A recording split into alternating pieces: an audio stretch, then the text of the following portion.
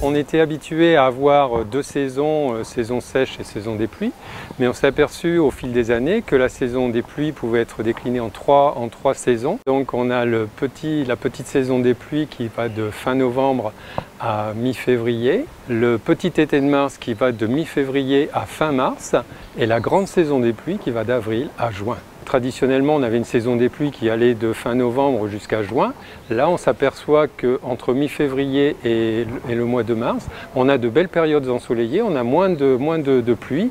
Donc, il a fallu faire un petit intermède entre ces deux saisons, la petite saison et la grande saison des pluies. Comme cette année où on a eu un été de mars où on a eu une sécheresse importante, puisqu'on a fait des bulletins de sécheresse pour la préfecture à cause justement du captage des eaux, des points de captage des eaux qui étaient susceptibles d'être envahis par les eaux de mer. Cette année, on sort d'une année El Niño.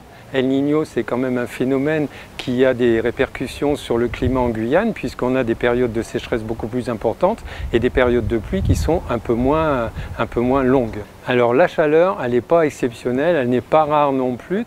En revanche, on a commencé la saison sèche cette année beaucoup plus tard. C'est-à-dire qu'on a eu une saison des pluies qui s'est décalée dans le temps et la saison sèche a eu du mal à démarrer, elle a commencé beaucoup plus tard. Sur l'île de Cayenne, la différence par rapport à Maturi, si on prend entre Cayenne et Maturi, on est encore un petit peu, on va dire, dans le continent, on est rentré dans les terres. Sur la zone de Cayenne, on est plutôt sur une bordure littorale et donc on est plutôt soumis, quand c'est l'été par exemple, on est plutôt soumis à des averses en fin de nuit.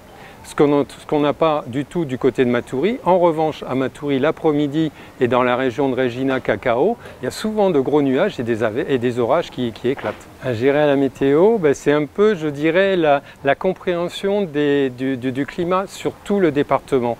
Parce qu'on a une partie du département qui est le sud du département, c'est un espace protégé, c'est un espace qui est interdit. On ne peut pas implanter de station.